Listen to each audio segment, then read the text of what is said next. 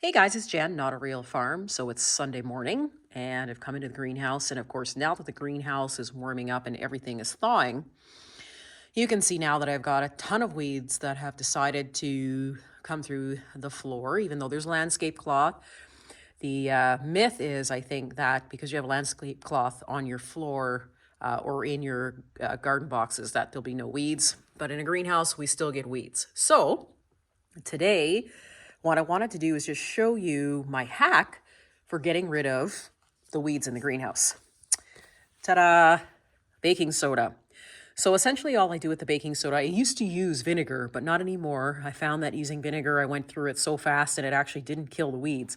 But with baking soda, what happens is when you sprinkle at least a teaspoon or two on some of the weeds, it'll actually dry the weeds right out, right into the roots. So in this case, I've got lots of boxes of the baking soda. Baking soda, for the most part, is cheap. And all you really have to do is get down to your weed and you're going to sprinkle the baking soda over the weeds. Make sure it's open. There we go. Just over your weeds like this.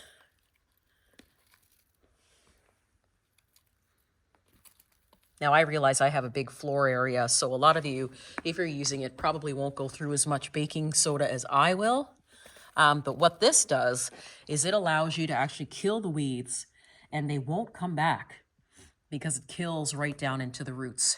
And then the last thing you want to do is just grab your hose and you're going to spray the baking soda into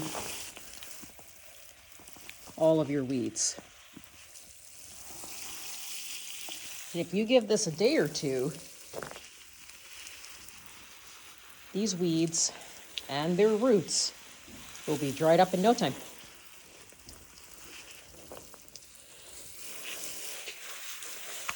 And there you have it. So I just wanted to share you sort of a hack that I use every year to get rid of the weeds in the greenhouse and any other weeds that I want without the use of chemicals. See you soon.